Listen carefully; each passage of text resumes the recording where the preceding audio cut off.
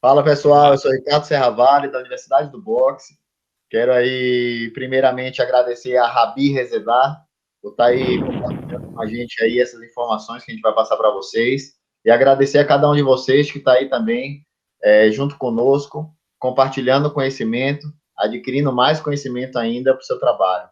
Hoje, a gente convidou Rabi Rezedar, ele é juiz e árbitro de boxe e também treinador de boxe, né? E a gente convidou ele para falar um pouquinho para a gente sobre as questões, as diferenças e quais são, qual é o trabalho do árbitro e do juiz, né? Muitos de vocês já devem conhecer, já devem ser treinadores informados, mas muitos estão começando aí no mundo do boxe e é importante a gente esclarecer algumas coisas, até porque é bom se atualizar, porque isso muda constantemente.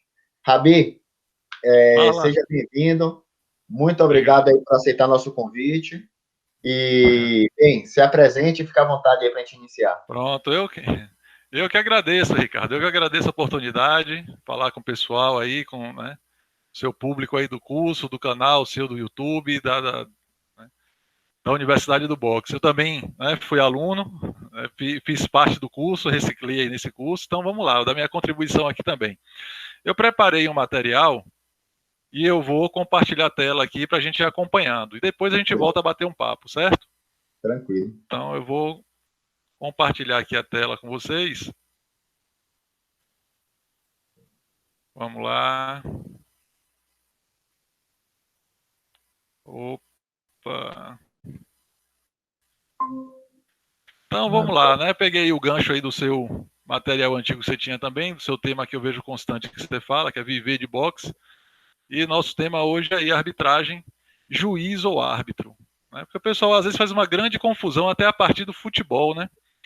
O pessoal sempre fala assim, ah, o juiz, tal, e aí confunde quando vai para outro esporte, principalmente para o boxe e para as lutas de forma geral. Então, eu vou estar prestando esse material, meu nome está ali, né? Quem quiser depois manter contato aí pelas redes sociais, pelo meu nome acha fácil, meu Facebook, Instagram. Então, Rabi Rezedar, eu sou instrutor, juiz e árbitro, licenciado pela Federação Baiana de Pugilismo, desde 1992. Né? Eu sempre atuei muito com o boxe amador nessa época. Fiz pouca coisa, pouca luta no boxe profissional, né? Fiz uma ou duas, eu pontuei, né? Mas minha vivência é com o boxe amador. Bom, então nosso objetivo nessa apresentação é mostrar aqui para vocês um conteúdo de fácil assimilação que agregue conhecimento aos adeptos do boxe, ajudando-os nos processos de leitura, interpretação e compreensão das lutas, com foco no boxe amador e olímpico. Não se pretende, nesse momento, esgotar o tema de arbitragem, mas contribuir para um entendimento básico e claro dos papéis desempenhados pelos juízes e pelo árbitro de boxe. Então, quando você assiste uma luta, acompanha, você vê apenas muito atuante ali o árbitro no centro do ringue, mas existe uma composição da arbitragem que envolve outras pessoas, e existe uma composição do evento que envolve mais gente ainda. Mas da arbitragem a gente precisa, pelo menos, do árbitro, dos juízes, do cronometrista, do diretor técnico ou delegado técnico e do médico de ringside, né? O médico de ringue. O árbitro, você sempre vê ele ali posicionado dentro do ringue para conduzir o combate. Os juízes, ao redor do ringue, avaliam a luta e atribuem pontos aos lutadores. Normalmente em número de 5, ao depender da região, da federação. Na minha época eu fazia as lutas, éramos em número de 3. Né? Não tinha material suficiente, recursos humanos suficientes para ter a equipe com 5. Cronometrista, né, que controla o início e o término dos assaltos através do sinal do gongo. Às vezes tem uma ou duas pessoas, porque ao depender do nível do evento, precisa de mais gente para alimentar mais informações. O diretor técnico, que é responsável pelas decisões gerais que envolvem o combate. E o médico, que avalia as condições dos atletas durante o combate. Perfeito. Então aqui a gente observa uma imagem para ilustrar melhor essa composição da arbitragem. Você vê aqui, ó, o que caracteriza no boxe amador e olímpico, né, os atletas, os boxeadores, com vestimentas de cores diferentes, azul e vermelho. Né, tem um barrado branco no calção, para diferenciar justamente a parte inferior e a parte superior. Então, aqui a parte do corpo, do tronco, né, cabeça, os membros superiores, são áreas atingíveis do golpe. Aqui está posicionado o árbitro, ao centro do ringue, ele não deve ficar tão próximo dos atletas, né, até para não atrapalhar também ou não receber um golpe. Então, aqui ao centro está o árbitro, e os juízes estão aqui nas laterais do ringue. Ó. Então, aqui um juiz, aqui tem 2 juízes, tem um escondidinho aqui no corner, né, atrás do corner, tem outro juiz posicionado aqui na sua cadeirinha, e aqui tem mais um juiz, né? Tem mais um juiz aqui posicionado junto com a mesa, onde você vai encontrar aqui possivelmente o diretor técnico, alguém que está alimentando lá as informações do placar, do quadro, né? E aqui o cronometrista posicionado aqui também, que vai controlar o tempo e acionar o sinal, que pode ser o gongo, uma campainha, que vai acionar o início e o final de cada round, né? Marcando também tanto os rounds ativos de luta quanto os momentos de intervalo, né? Normalmente 3 minutos de luta por 1 minuto de intervalo, sendo 3 rounds por combate. E o médico também, que deve estar esquecendo dele, mas ele também está posicionado por aqui, viu? Ele fica próximo, aqui é mais para ilustrar a questão de juiz e árbitro, né? Os juízes na parte inferior, atribuindo ponto aos atletas, né? Avaliando a luta, julgando a luta, e o árbitro ali fazendo todo o controle dessa luta, né? Ele tá se eu não me engano, o técnico ele fica ali perto da escada, ali na frente. Também, também. O técnico, assim, os segundos, né? Os treinadores, o médico, né? O médico. Isso. O médico, eles estão aqui, não devem. Isso.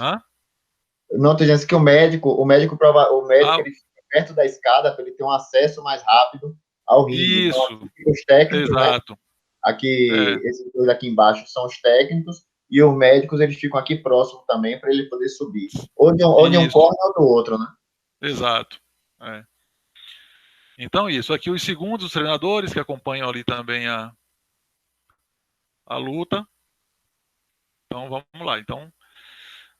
Aí, vamos lá. Então, qual é o papel desse árbitro no centro do ringue, né? Ele não está ali só, né, de um lado para outro, só acompanhando a questão da regra. É importante acompanhar a regra, mas ele tem um papel muito importante ali, que é preservar a integridade física dos lutadores e atletas, né, dos boxeadores. Ele só deve iniciar um combate após autorização competente. Quem vai autorizar normalmente é o delegado técnico ou o diretor técnico do combate. É ele que sinaliza para que esse combate seja iniciado. Observar estritamente as regras e o jogo limpo. Então nós vamos falar aqui sobre faltas, né? Então ele tem que observar, tem que estar atento aos atletas, ao que eles estão fazendo, se às vezes ele comete uma falta intencional ou não. Então isso é um pouco subjetivo, mas tem como, né, você perceber. Evitar punições indevidas e desnecessárias. Consultar o médico do ringue quando necessário. Né? Então às vezes o atleta está com o nariz sangrando, e aí ele vai lá e chama o médico e pede para a luta um instante, e pede que o médico faça uma análise. Às vezes rompeu um supercílio, isso quando ocorre no boxe profissional. No boxe amador, normalmente, se não estancou, suspende o combate, né? Então, se há um corte também, né, no boxe amador, suspende o combate. Se sair o sangue, o árbitro para o combate para... Quando há um sangue, por exemplo, assim, que escorre do nariz, né, escorre nas narinas, aí o médico faz a consulta e observa se essa lesão pode ser interrompida e vai parar de sangrar, mas normalmente, se persiste, né, ou se é um sangramento contínuo, ele suspende o combate, né? Principalmente o boxe amador, Ricardo, ele tem essa questão. O boxe amador olímpico, ele preserva muito a integridade física dos lutadores, entendeu? Um pouco diferente do boxe profissional, onde o atleta está lutando ali por dinheiro, por bolsa, e às vezes a coisa corre um pouco mais solta, né, com mais tolerância, digamos assim, né? Então ele vai manter o controle em todas as etapas do combate, fazendo uso de 4 comandos verbais e gestos ou sinais explicativos. Então, além do comando verbal, que muitas vezes eu já arbitrei lutas que o atleta não me ouvia, né? Então, às vezes era necessário eu dar um comando de stop, por exemplo, e ter que tocar, como às vezes você percebe, ele vai toca nos dois atletas, né, para que chame um pouco assim da atenção e escutem melhor. É difícil, às vezes, ao depender do local que você está, do barulho externo, né, ao ambiente do ringue. Indicar o vencedor após o anúncio do resultado.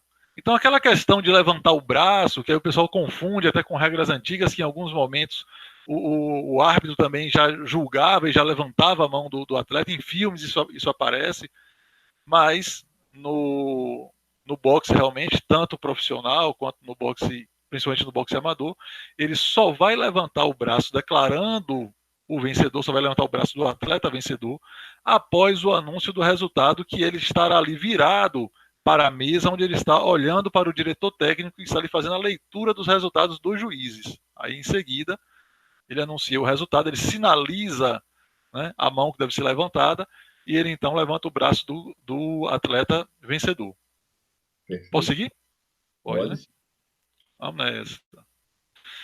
Então aí, para complementar aí com a imagem, dentre os deveres do árbitro, o atleta ele já vem de lá da sala de espera, lá do vestiário, ele já vem com as luvas calçadas, né? Já vem vestido, já prontinho, tal. Então o árbitro ele faz uma conferência desse material, né? Então ele observa se está com uso de coquilha, se está com uso do protetor bucal, observa como é que está essa amarração dessas luvas, como é se elas estão bem presas, né? No caso do boxe olímpico atual, o uso do protetor de cabeça apenas para a modalidade feminina, né? Não está sendo mais utilizado no elite masculino, isso gerou uma série de discussão, né, de controvérsia sobre a questão de usar ou não utilizar esses equipamentos de proteção, o protetor de cabeça, a luva apropriada, tal. Então vamos aqui também, mostrando a questão da área atingível. Então no boxe a área atingível é da linha de cintura para cima, né?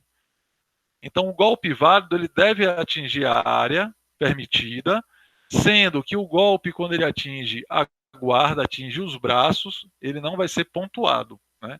Ele tem que atingir uma área do corpo, podendo ser o fígado, o pâncreas, podendo ser aqui no plexo, né, no rosto, na altura do nariz, né, no queixo, e não pode atingir a parte posterior do atleta, né? Então, os golpes nas costas, golpe na nuca, golpe no rim, são golpes que não são permitidos. Nas pernas, não são permitidos. Então, a área permitida é essa área marcada aqui em vermelho.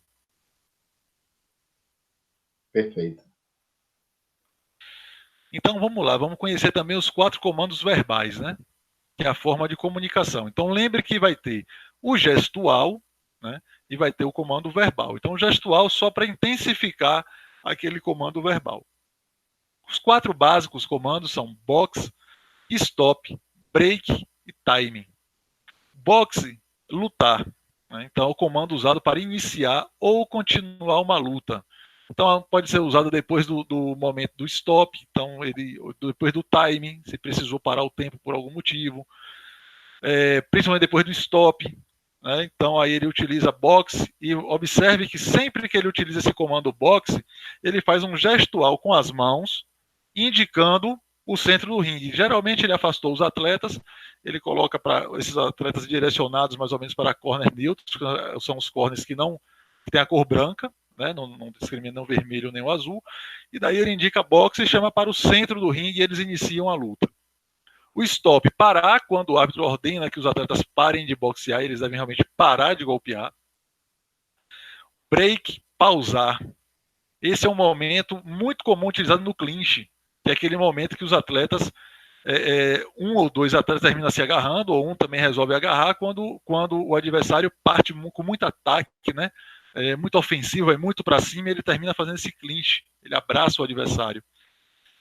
E nesse momento a luta então é interrompida pelo comando break, né? Ocorre uma pausa, e ao ouvir esse comando, o atleta ele deve dar um passo atrás, os dois atletas devem dar um passo atrás sem golpear, né? E aí a gente vê que às vezes isso não ocorre, né? time, quando é solicitado ao cronometrista que pare a contagem do tempo por algum motivo, né? Motivo Isso diverso. é importante, Rabi, essa parte do break, porque quando o árbitro está no centro do ringue, né? Antes de começar a luta, ele chama os atletas e uma das coisas que o árbitro fala é protejam-se sempre. Sim. Então, mesmo que você tenha que dar um passo atrás, você dá um passo atrás com a guarda alta, protegido. Com a guarda alta.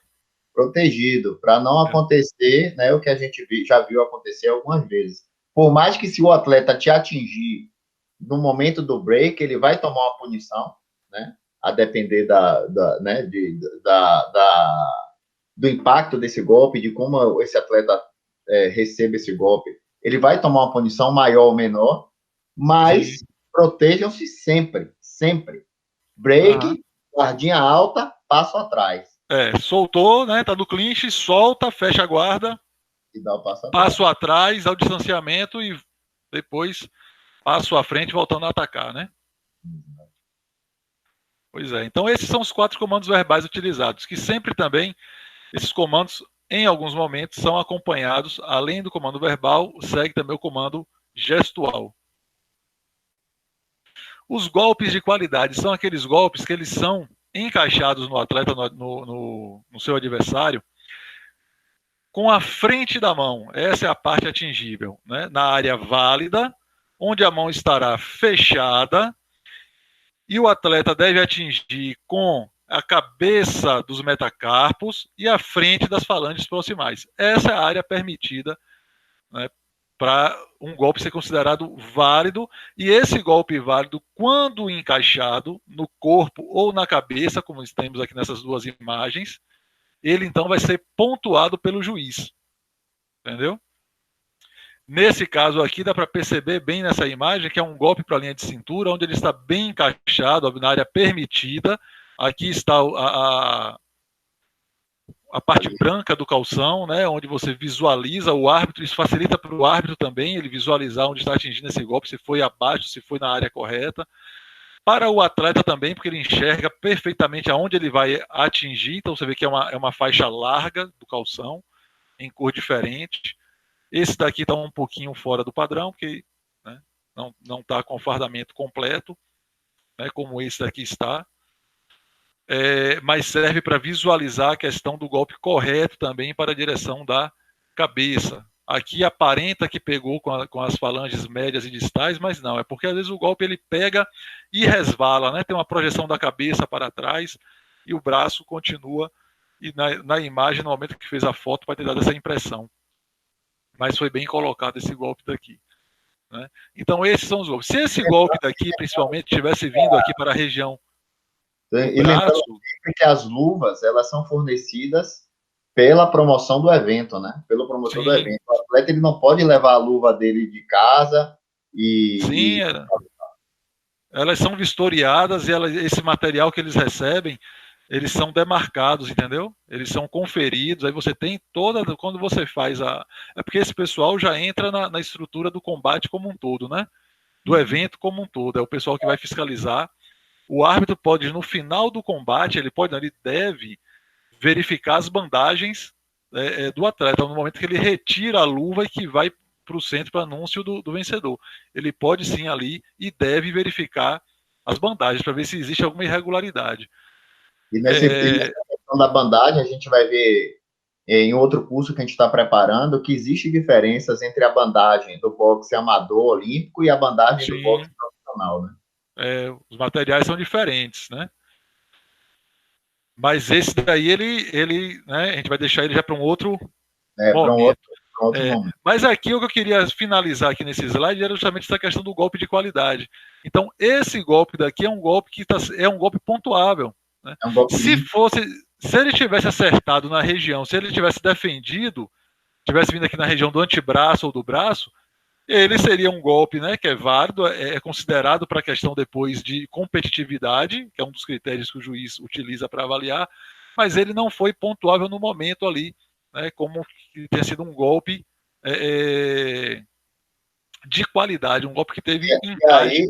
E essa foto, Rabi, ela é interessante porque mostra a dificuldade do juiz de poder pontuar muitas vezes um golpe. Imagine esse juiz que está lá do lado direito do atleta de vermelho. Exatamente. Ele não sabe se esse golpe entrou ou se ele parou na guarda. E por isso que tem os outros árbitros, os outros juízes ao redor do ringue, né, para justamente fazer a pontuação também. Exatamente. E às vezes, Ricardo, até o próprio árbitro não enxerga. Se ele estiver em uma posição, por exemplo, se o árbitro estiver aqui, ó, atrás, nessa foto, se ele estivesse na posição de trás, próximo da corda, ele poderia ter uma dúvida se esse golpe veio na direção correta ou se veio abaixo da linha de cintura, entendeu? Exato. Ele poderia ter essa dúvida. Isso é uma coisa importante a gente ressaltar, que os árbitros de boxe, eles têm que ter uma condição física muito boa, justamente para poder acompanhar o jogo dos atletas no ringue, se mantendo sempre numa posição, né, que ele possa estar na lateral dos adversários, na lateral dos lutadores, nos ombros dos lutadores, para poder realmente ver melhor, né, todo o decorrer de um combate. E no caso de dúvida, ele tem a opção. Caso ele não tenha, num caso desse daqui, ó, caso ele tenha ficado com dúvida, ele pode dar o comando stop, depois ele pede o comando time, né, os boxeadores são direcionados para o corner neutro, e a partir dali ele pode fazer a consulta a um juiz que estivesse posicionado melhor. Ele poderia, olha, esse golpe... Isso assim, caso também o atleta, no caso aqui o atleta de azul, acusasse um golpe como se fosse baixo, porque o atleta acusa, né? Quando esse golpe pega embaixo, ele sente e ele acusa. Mas tem atleta também que finge, né? Simula que esse golpe veio abaixo. Então ele pode sim consultar um juiz que estava melhor posicionado, né? Ou os juízes, né? Entendeu? Então aqui era só para exemplificar realmente o que é esse golpe de qualidade, como é que ele seria, né, interpretado como golpe válido. Vamos ver aqui alguns golpes faltosos que quem assiste esses filmes aí que Hollywood produz, tal, às vezes vê constantemente, né, a questão de falta sendo cometida, e às vezes tem muito atleta, viu, Ricardo, que termina não conhecendo a regra, e tem treinador também que não conhece totalmente a regra, né, até a questão da arbitragem, ele não conhece os detalhes, e permite, né, que o seu atleta faça. Isso aí é o permite que faça alguns atos que a gente encara no antijogo, né? Então, aqui o que a gente já vinha falando no slide anterior, o golpe abaixo da linha de cintura, então veja que o calção teria aqui a marcação, o golpe está atingindo na linha da cintura, ou pode atingir até na área genital, né? Para isso que os atletas utilizam o protetor genital. As mulheres utilizam também protetores de seio. Prender o braço do adversário, isso é comum no clinch, às vezes a pessoa não está percebendo e às vezes nem o árbitro enxerga direito isso. Ao depender da posição que ele esteja, o atleta prende o braço, né, do seu adversário e soca com o braço livre, né? Isso é uma falta. Bater com a luva aberta, então atingir com a parte de dentro, né, da mão. Joelhada é mais difícil, mas pode acontecer. Cotovelada, nossa, cotovelada então, né, tem atleta que se especializa em fazer um cruzado fechado, acompanhado da cotovelada. E o golpe atrás do corpo, na parte de trás, que nós vimos em slide anterior também, que não é permitido. Então, soco no rim, mesmo com o movimento de pivô, né, ou pivot, como é pronunciado aí vocês aí na Espanha, né, mas o golpe em revés, né, que você faz o pivô, então você atingindo, ele é considerado sim também como um golpe faltoso, né, que está sujeito... Entraria também a cabeçada, né, que também acontece. Vem também cabeçada, eu vou listar alguns mais aqui, eu deixei esses aqui apenas de ilustração. Ele está muito bem... Mas existem várias faltas que elas são... Tem várias coisinhas, né? Existem várias faltas, né, que elas são... algumas, né, algumas não, assim, que todas elas podem retirar pontos do atleta, né? Então, outras atitudes faltosas aqui, ó. Então, ó, fazer tropeçar. Deixa eu rapidinho voltar aqui para você ver aqui, ó. Uma coisa que às vezes as pessoas não percebem, mas veja nesse slide aqui, ó, nessa posição que ficaram aqui os atletas, dá a impressão que está vendo um pisão, né? E também pisar é falta também, né? Pisar o pé do seu adversário é falta. Isso acontece, às vezes acontece na prática em academia, com quem está, né, iniciando seus treinamentos, acontece a movimentação, um avança, outro avança também, resolve e termina, pisa. Mas a gente tem que observar o que é intencional, o que não é, e mesmo que não seja intencional, a gente tem que ir lá chamando a atenção, né, alertando, advertindo o atleta, porque se persistir, então ele tem que ser descontado ponto. Aí vamos lá então, ó, fazer tropeçar. Aqui eu até acrescentei essa daqui, pisar, que não tem claramente na regra, mas ela é uma falta. Empurrar, então você projetar o braço também à frente do pescoço, do rosto do seu adversário, empurrar, puxar para si, né? Enforcar, falar. A gente vê constantemente, às vezes, no boxe profissional, atletas verbalizando para o outro, dando língua, fazendo gesto obsceno, né? Tem lutas mesmo que eu vejo ele fazer um revés, passar para trás do adversário e fazer gesto obsceno, né? São gestos que às vezes vão criando uma imagem ruim do esporte. Fingir ou simular, morder, né? Levar um pedacinho da orelha para casa não pode. Não fale mal de Mike Tyson. Não é falando mal, não. Por mais que você goste ou não goste do seu adversário, você não deve levar um pedacinho da orelha para casa, fazer um souvenir da orelha do seu colega.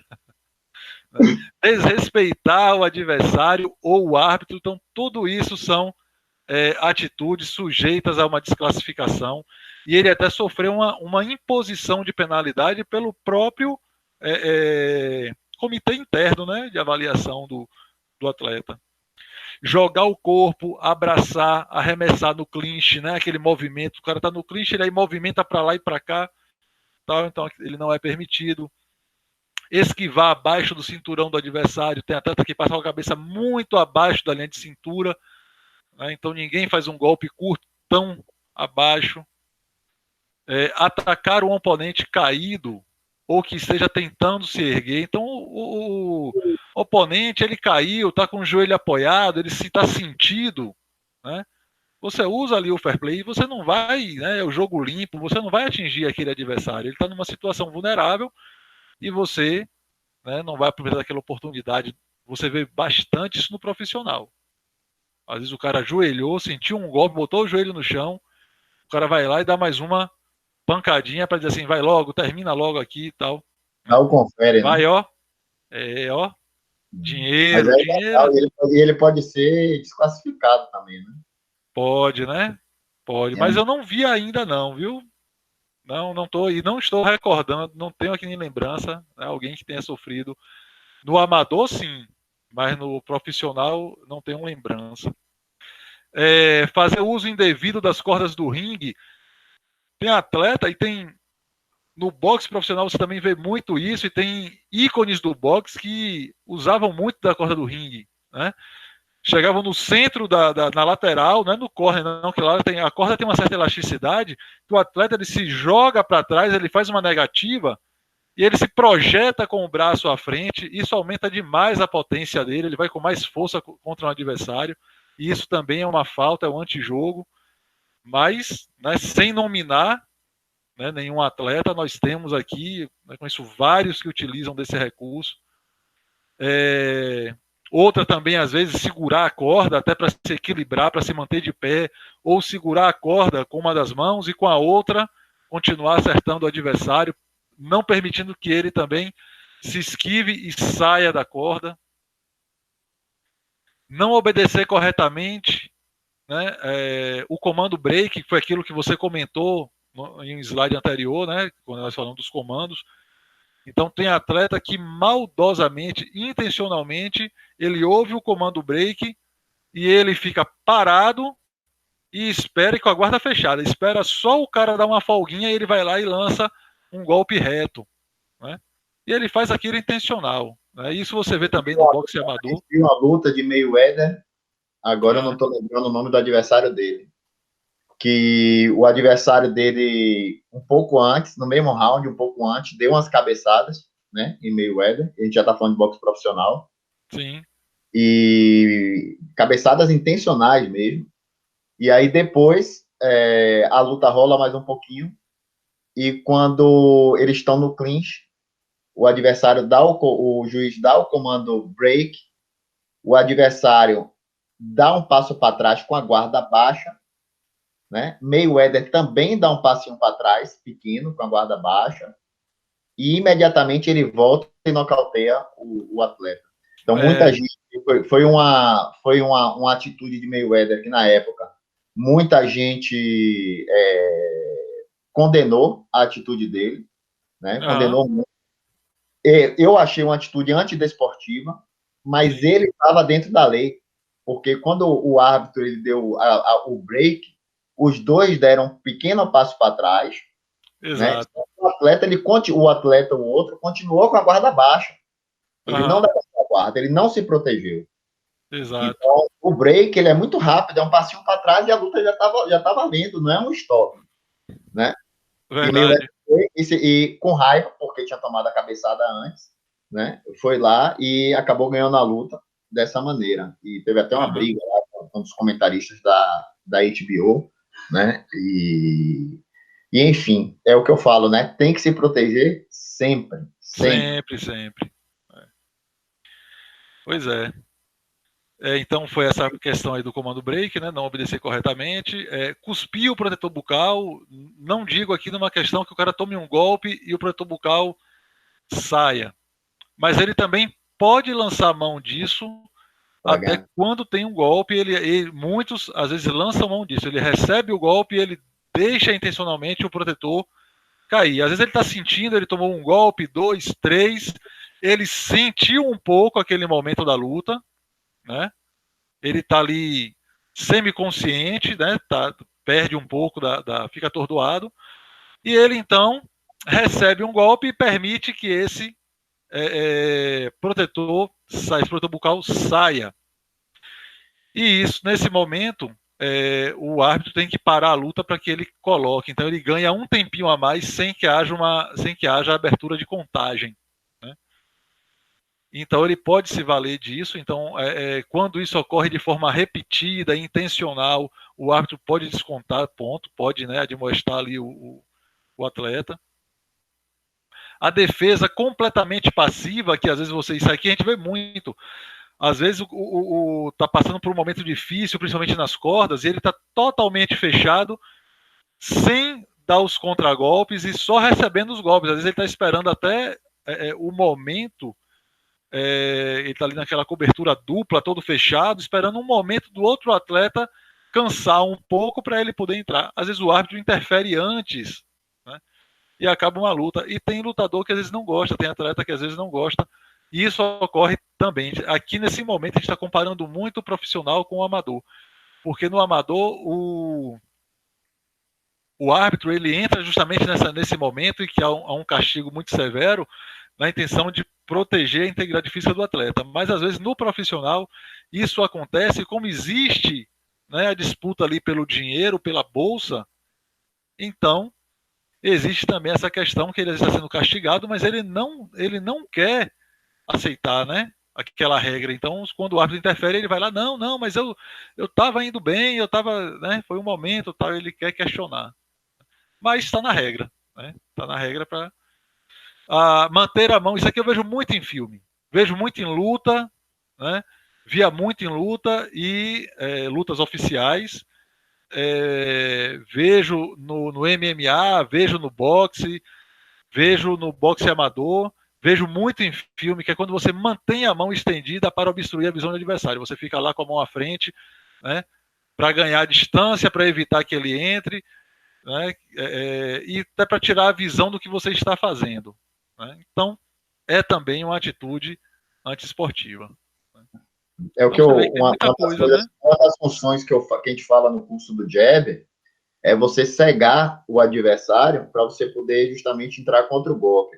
Só que você tem que bater e voltar a mão. Isso. Não deixar a mão lá estirada lá na frente e tapando a visão do adversário. Você tem que estar tocando. Você não pode estar Exatamente.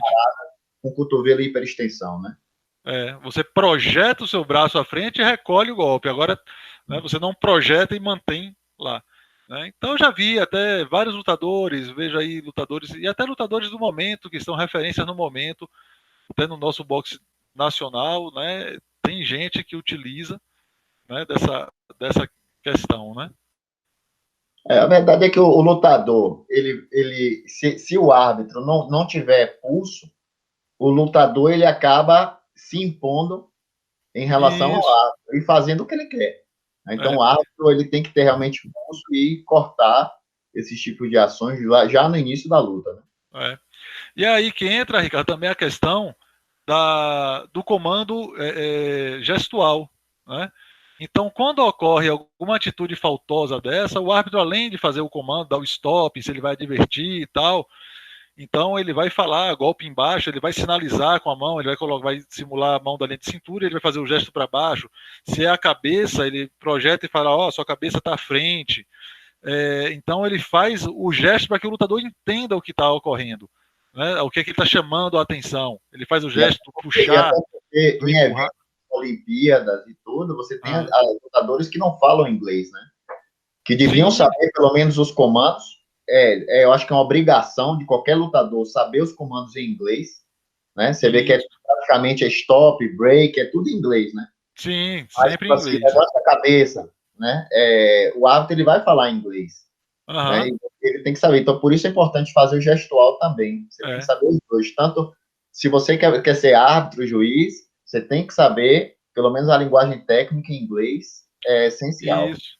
E tem a questão também em eventos, né, internacionais, nas Olimpíadas, por exemplo, que a nacionalidade do árbitro tem que ser diferente da nacionalidade da equipe de arbitragem, tem que ser diferente da nacionalidade dos atletas, né? Então, tem essa questão também, né? Vamos lá, deixa eu dar um prosseguimento aqui, passar agora o poder de decisão do árbitro. Então, o juiz está lá julgando a luta, tal, mas o árbitro também ele tem um poder de decisão. Né? Ele pode interromper ou acabar a luta em qualquer momento, ele pode chegar a interromper. Mas quando isso acontece? Né? Quando o combate, ele pode terminar um combate caso ele considere superioridade absoluta de um dos boxeadores. Então, aquilo que eu lhe falei, sempre falo do boxe amador nessa questão. O árbitro está ali para preservar também a integridade física dos atletas. Então, se ele vê que um atleta está sendo submetido a um castigo severo, ele pode chegar lá e interromper aquela luta. Entendeu? Então, é nesse caso. Terminar um combate caso um dos boxeadores tenha sofrido uma lesão. Então, nós já comentamos sobre isso também. Caso haja uma lesão, né? Ele consulta o médico e o médico também vai apoiar, vai sinalizar, então dizer que suspende o combate e ele vai suspender o combate. Desclassificar um atleta que não cumpra as regras do boxe ou não atenda imediatamente aos seus comandos. Não cumpra as regras, que ele não tenha atitude esportiva, que ele seja agressivo, né? E que às vezes o árbitro está dando o comando, como teve essa questão do break, né? Então o árbitro lá, break e tal, e ele não correspondeu, fez de maneira faltosa, e ele vai persistindo, e aí o árbitro pode desclassificar aquele atleta. Terminar uma luta desqualificando um ou ambos boxeadores, se considerá-los inativos ou não competitivos. Isso às vezes acontece muito, eu já vi isso acontecer muito e já, né,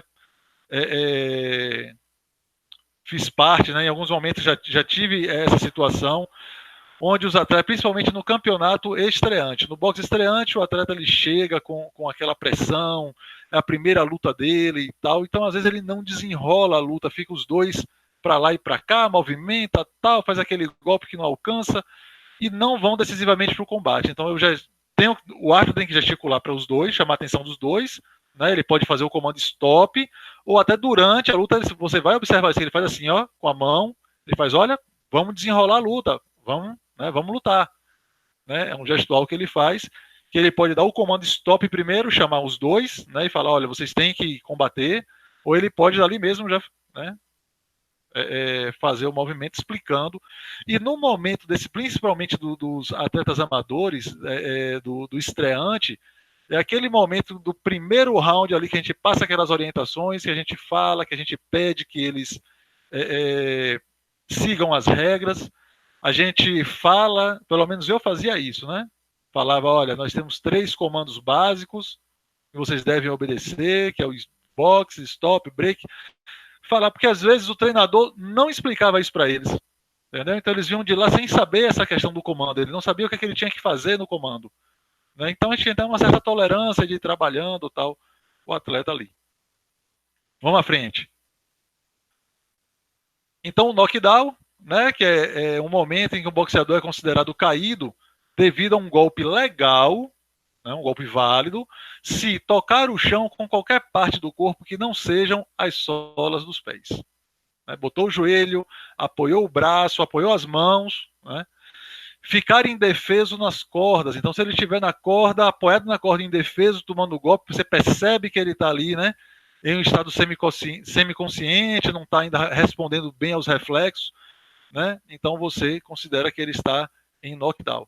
Estiver fora ou parcialmente fora das cordas, às vezes ele tomou um golpe, ele não caiu efetivamente, não tocou o solo, mas ele está com parte do corpo pendurado ou parcialmente na corda, também é considerado que ele está em knockdown.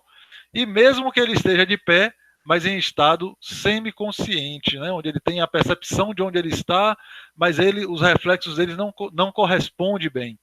Então, no boxe amador, né, e olímpico, o árbitro ele abre a contagem protetora de 8, né, ele conta até 8. A contagem até 10 geralmente é para finalizar a luta, né, quando o atleta não corresponde mais, então ele vai até o 10, mas normalmente a contagem é até 8.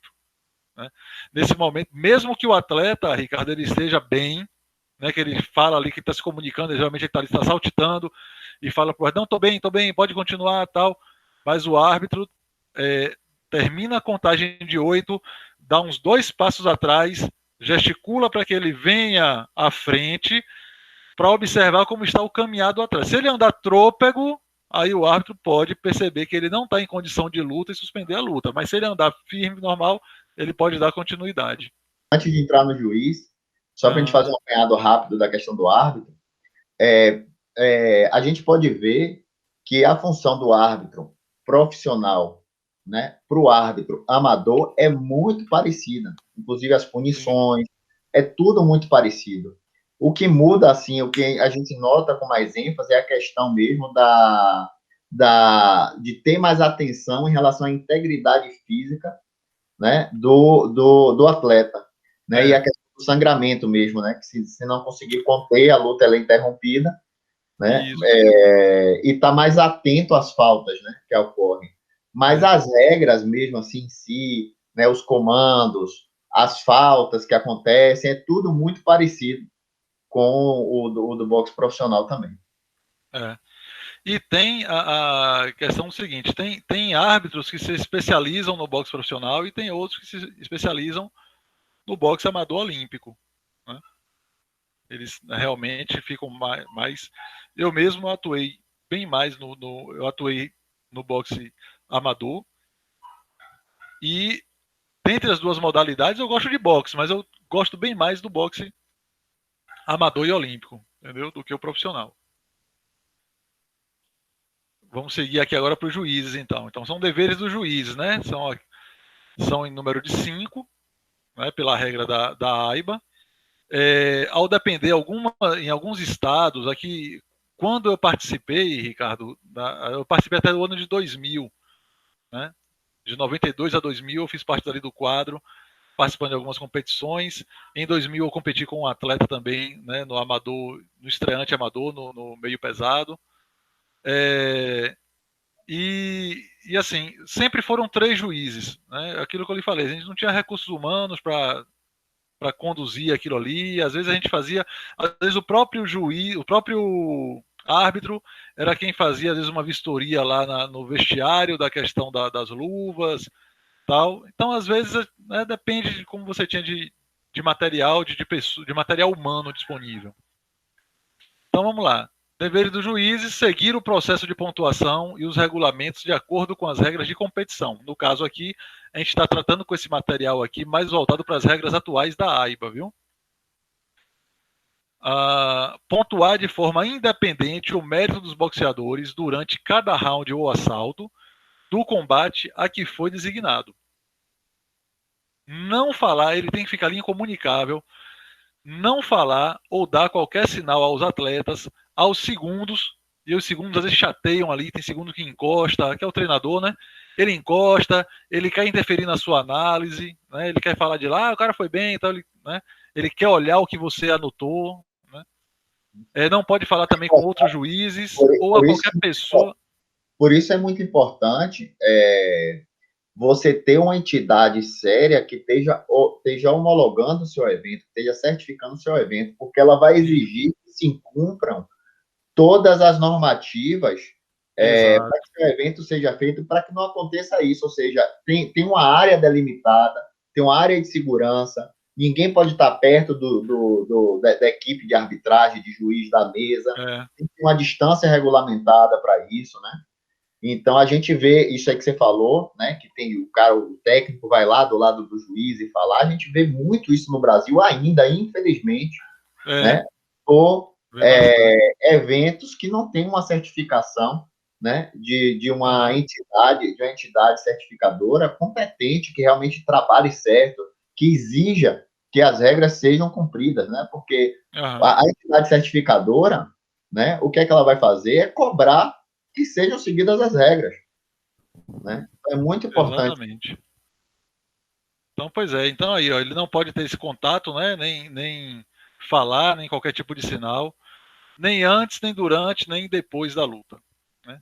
Ele não deve se ausentar do seu lugar até o anúncio dos resultados ao público. Então ele tem que ficar ali antes de iniciar a luta, porque o árbitro tem que, antes de dar o comando de início, o árbitro faz a verificação dos juízes, faz o contato visual, eles estão todos ali, pergunta se está ok, se já pode iniciar a luta, tal, se ele já está a postos. E no final também ele só vai se ausentar, sair daquele lugar, quando for anunciado o resultado final, que o árbitro levanta a mão do vencedor após, né, a análise lá do diretor técnico ou do delegado técnico que vai, né, anunciar sinalizar para o árbitro o resultado. Então, julgamento e pontuação, como é que ele ocorre? Então, os critérios de julgamento. O que é que o juiz vai observar enquanto ele está ali olhando, acompanhando a luta? Ele vai observar quantidade de golpes de qualidade na área válida.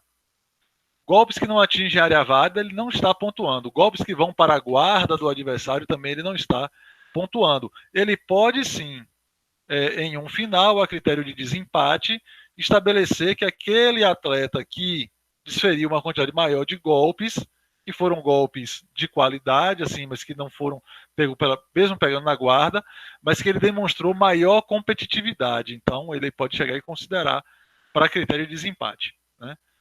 A dominação da luta, então a parte técnica e tática, né, de cada um dos lutadores, e o grau de competitividade de cada um.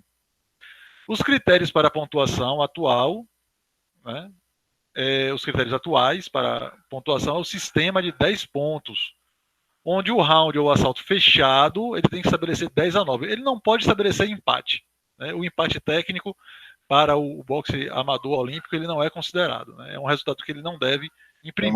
Uma diferença também gritante, né, para o boxe profissional.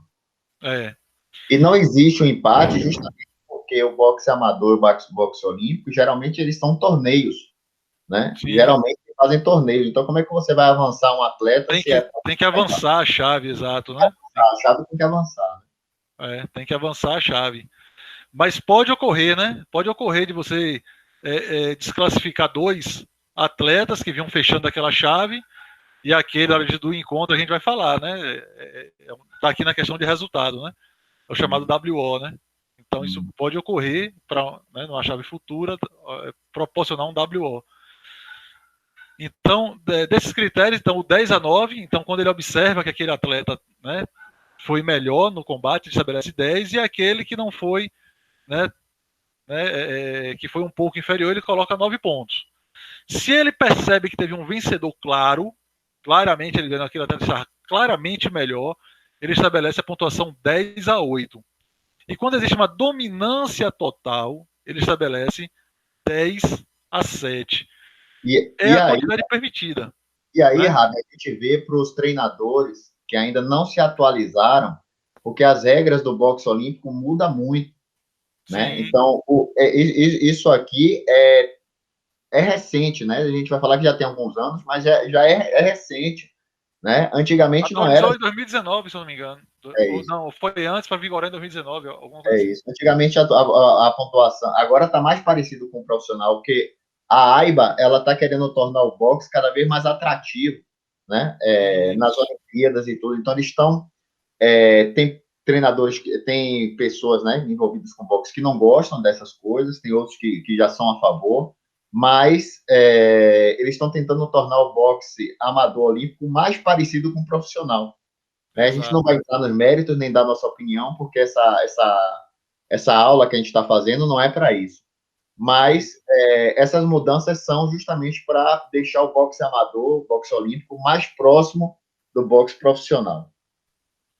Pois é. E aí, caso haja essa dominância total, né, aí já pode ter a decisão do árbitro que nós comentamos. Quando já chega nesse placar de dominância total, o árbitro pode entender que o atleta que está perdendo pode estar tomando um castigo muito severo e para não trazer lesão, algum trauma para aquele atleta, ele pode interromper o combate. Né? E aí entra a decisão do árbitro, né? E uma outra decisão é porque a gente não vai esgotar, como você falou, né? Tem muitas outras coisas, a gente não vai esgotar o assunto.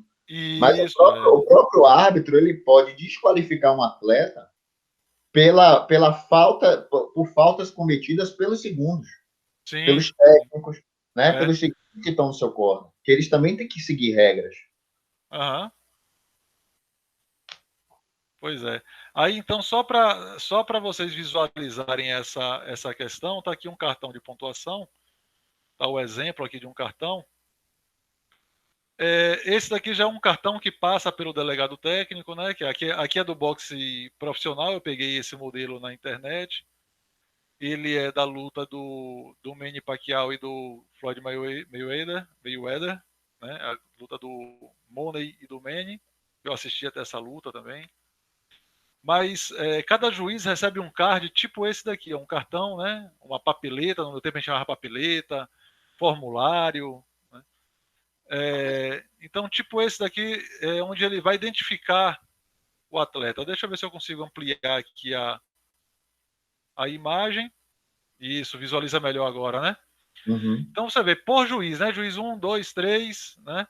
Mas ele tem aqui, ó, ele vai marcar blue, né? O corner azul, o corner vermelho, R aqui red, a categoria, o nome do atleta, né? O local, data, ele preenche tudo isso aqui, o nome do juiz depois ele coloca, ele assina também, na época eu assinava essas papeletas. E aqui, veja bem, na pontuação então de 10 a 9. Então aqui, ó, esse juiz ele enxergou 10, né, para o atleta de azul e 9 para o atleta do corner vermelho. Então aqui do lado, onde vai fazer o score total, né, aqui ó, pontos deduzidos, né, se houver alguma falta, tiver que deduzir alguma pontuação, ele lança aqui para vir depois aqui para o score total. E à medida que o round avança, ele vai fazendo o somatório do score total. Então no round 2, fez também mais 10 pontos aqui o lutador do corner azul.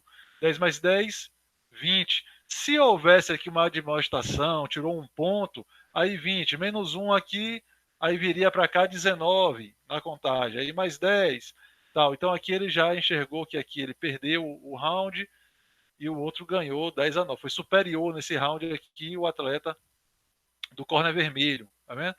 Então você vê que foi uma luta bem acirrada, né? Não teve assim uma prevalência total de alguma dominância total de algum atleta, né?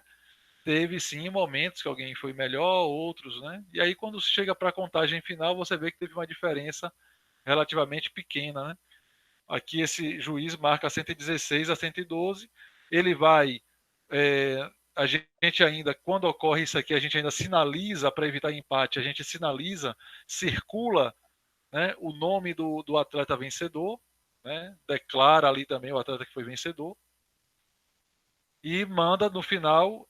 No meu tempo, eu mesmo, quando eu fazia a arbitragem, eu estava na condição de árbitro, eu recolhia as papeletas, né, os formulários dos juízes, eram 3 juízes, eu ia lá, recolhia e Entregava na mesa.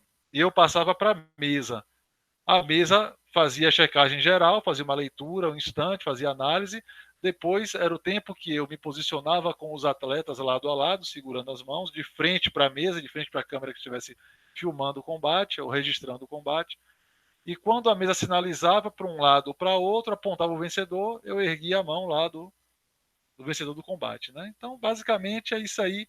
É algo que exige responsabilidade, atenção. Quando você vai fazendo, né, parece mais fácil, claro, tudo que você pega, né, prática, parece mais fácil em executar.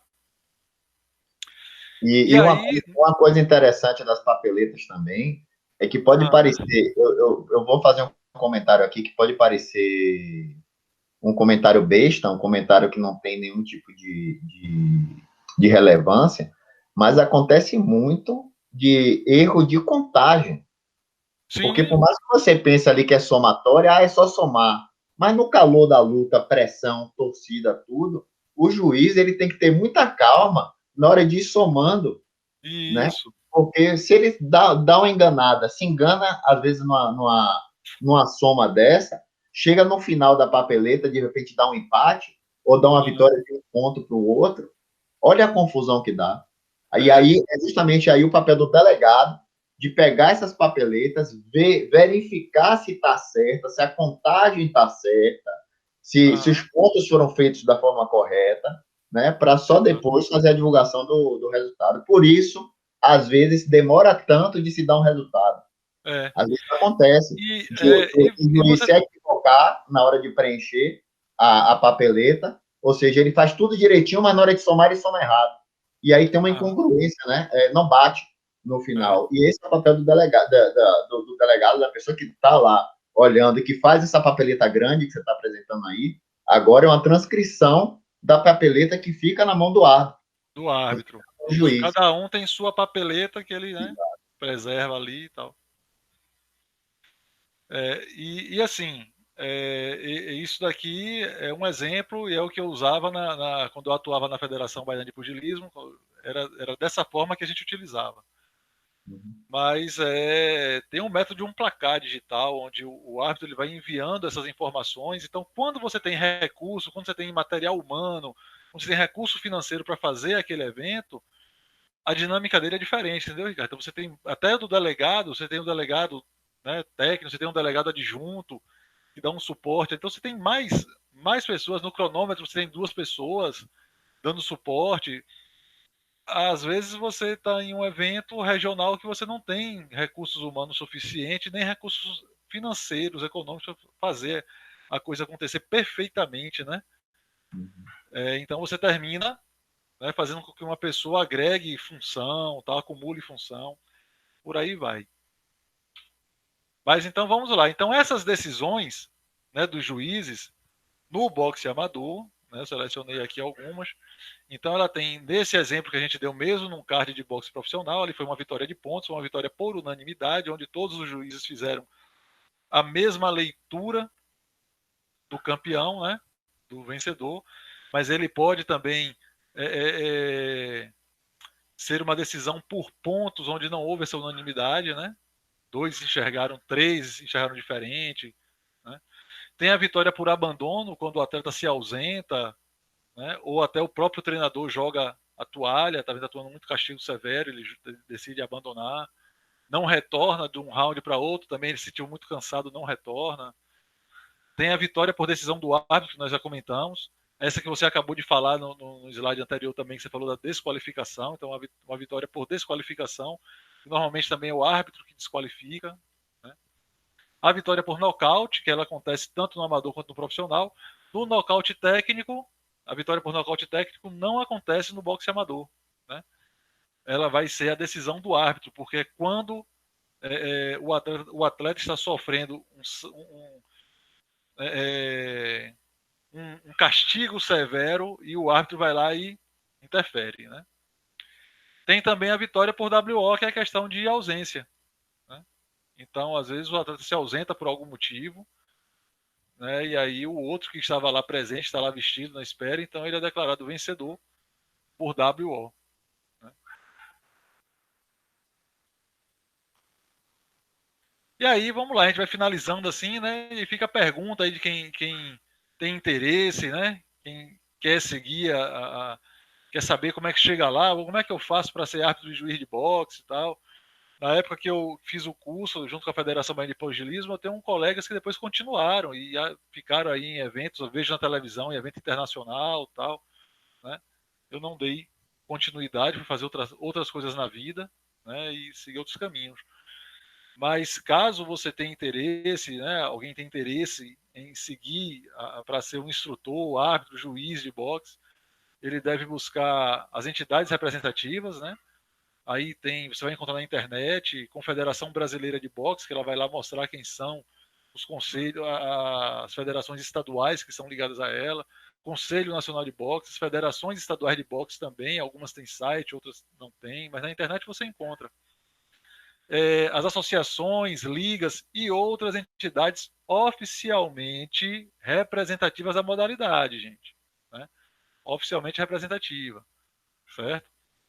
Então, se você tiver dúvida, precisar de ajuda, né, tiver em algum estado, tiver na Bahia, tiver em outro estado, né, você está falando a nível de Brasil, então que estiver acompanhando e tiver interesse, quiser, entra lá quando a gente disponibilizar aí no canal do YouTube, ou me procure em redes sociais, procura Ricardo, manda lá nos comentários, né, solicitando que a gente vai dando informação para vocês. Tá? Então esse aí é o caminho, né? Aí você vai fazer um curso teórico, curso prático, e você vai ser licenciado por uma entidade e fazer parte do quadro de arbitragem dessa entidade. E a partir daí vai o seu estudo, o seu conhecimento, tem que conhecer regra, é bom você ter um pouco de prática da modalidade, né? É bom você praticar um pouco do boxe. E a partir daí você vai construindo seus caminhos, né? Participando dos campeonatos, tal, começando ali no boxe amador e ver para onde você quer seguir. Né? Perfeito, Rabi. Eu queria aproveitar esse momento, né, para fazer também aqui uma homenagem a Davi Inácia, Davi Inácia Santos Davi, ex-atleta amador, né? Sou fã dele, né? Grande lutador, treinador da Botafogo Boxe Clube, juiz e árbitro licenciado pela Federação Baiana de Pugilismo, meu professor, falo dele com muito carinho. Né? Aos 14 anos de idade eu comecei a fazer boxe com o professor Davi. Várias vezes também treinei com ele na Botafogo Boxe Clube, amigos antigos de lá. Comecei depois auxiliando, né? Comecei nessa vida como instrutor de boxe ali naquele momento. Eles Davi faltava, Rabi, assume aí a aula que eu vou chegar atrasado, tal. Então, aluno mais antigo vai conduzindo, vai fazendo. Aí fui depois indicado por Davi a fazer esse curso de arbitragem junto com a Federação Baiana de Pugilismo. Trabalhei com ele várias vezes como árbitro juntos lá, então um parceiro até hoje que eu tenho contato. Tá essa foto aqui que essa foto tem uns 2 anos que nós fizemos. Hoje eu estou já com 50 anos, ele está quase 60 aí, né? Quase 60. E essa foto foi em um local lá em Salvador, na Associação Desportiva Augêncio Félix de Almeida, que foi um outro grande ícone do boxe baiano. Tem aqui também quem fez a selfie aqui, fez as fotos do Birajara Santos, que é um cara também muito legal e hoje está conduzindo esse projeto. Né? Parabenizo ele também. Então, deixo minha homenagem para essas pessoas, principalmente para Davi. Né? É uma pessoa que eu tenho muito, assim, muito querida, até hoje tenho contato. E é isso, gente. Espero ter contribuído aí, né? Deixando aqui para vocês também nesse material as referências, né? E as fontes de imagem. Então, tá lá a CBBox, o site da CBBox. E outros sites que eu peguei as imagens e consultei alguma coisa, né? Para construir esse material e para a gente ter esse bate-papo aqui, esclarecer. A intenção desse momento, né? Era justamente trazer para vocês essa oportunidade de conversar um pouco sobre arbitragem, até eu também para eu reviver um pouco aqui a arbitragem e fazer com que as pessoas também que são adeptos, que gostam do boxe, mas assistem ali e acham que é burro para todo lado e não é, né? Existe regra, existe técnica, né? Existe análise e você espero que agora vocês possam fazer até uma análise correta ou até se você for aí atleta, está iniciando sua carreira, consiga agora também a conduzir melhor sua carreira, né? Eu gosto muito de um lutador norte-americano que é o Evander Holyfield. Eu acho ele muito educado como atleta, como colega, né? Eu acho ele um exemplo como atleta. Considero bastante o trabalho dele. Então, fica aí, Ricardo, minha... Bem, Rabi, eu só tenho a agradecer, né, esse conteúdo maravilhoso que você disponibilizou aí para gente, né? Como você falou no início, a gente não esgotou tudo que existe, né, entre a arbitragem, né, entre você trabalhar como juiz de boxe, né? A gente não esgotou tudo, mas deu uma noção muito boa, né, e muito importante, tanto para quem quer seguir esse caminho, né, de ser juiz e árbitro de boxe, tanto também para os atletas e para os treinadores, né, principalmente os treinadores, que tem muito treinador que não conhece as regras, que botam o atleta para lutar, ou tem muitas vezes passa muito tempo sem botar um atleta para participar de uma competição, as regras mudam, porque estão mudando sempre, sempre, sempre estão mudando as regras, principalmente no boxe amador, né? E olímpico, de repente ele não está atualizado e vai lá e de repente tem um problema maior com o seu atleta e tudo, não instrui seu atleta da maneira que deveria instruir para que você lute com o regulamento embaixo do braço, né? Que você saiba como atuar, porque isso influencia muito, principalmente na tática de luta e nas estratégias de luta. Você conhecer as regras, você lutar com as regras debaixo do braço. Você vai fazer um combate contra outro atleta, né? Então, Rabi, queria agradecer demais a sua participação. Esse material a gente vai estar subindo aí tanto no nosso canal do YouTube da Universidade do Boxe, como no nosso Spotify, também da Universidade do Boxe, como a gente vai estar disponibilizando esse material, como a gente sempre disponibiliza material de extrema qualidade dentro do nosso curso de treinador desportivo de boxe nível 1, a gente vai estar agregando esse material, porque apesar do nível 1 não ser um nível ainda para você colocar um atleta para participar de competição, mas é muito importante você ter essas noções, né? E para o nível 2, nível 3, quem sabe a gente faz aí monta aí um curso realmente de formação de juiz e certificado e homologado pelo Conselho Nacional de Boxe, né? É um projeto futuro aí que eu já vou te dizendo para você ir pensando nisso, que de repente a gente pode fazer e disponibilizar para as pessoas também esse material, né? Isso aí. Pois é. Eu que agradeço aí também, né? Obrigado pela oportunidade. Parabenizo também o seu trabalho que tem sido feito no curso, né? Eu fui agora da primeira turma, né? Do treinador de boxe nível 1 da Universidade do Boxe. Material muito rico, né? Está enriquecendo cada vez mais. Eu fico feliz também de estar aqui agora contribuindo para o enriquecimento desse material. Então, eu fiz esse curso como um momento de reciclagem. Atuo ainda também como professor, instrutor de boxe em academia. É algo que eu faço por paixão também, não é só uma questão, né, financeira. É uma questão realmente de você gostar daquele momento, daquilo que você faz. Então, eu trabalho com outra coisa, em outro segmento, mas à noite, pelo menos, eu tiro um horáriozinho lá para ir na academia. Né? Atualmente estou com terças e quintas ocupadas para ir lá dar aula de boxe, e é com muita satisfação que eu vou. Né? E poder contribuir para né, para esse projeto da Universidade do Boxe é maravilhoso, muito bom. Deixo um abraço aí para você, um abraço aí para o pessoal que estiver ouvindo a gente, acompanhando. Né? E vamos para frente, vamos somar mais aí, fazer mais trabalhos aí.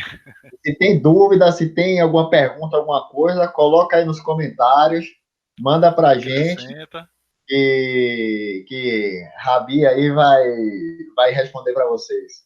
Pronto. Ok? Valeu, pessoal. Um abraço, Valeu. beijo no coração. Um abraço a todos. Tchau, E vamos, galera. sempre. Vamos.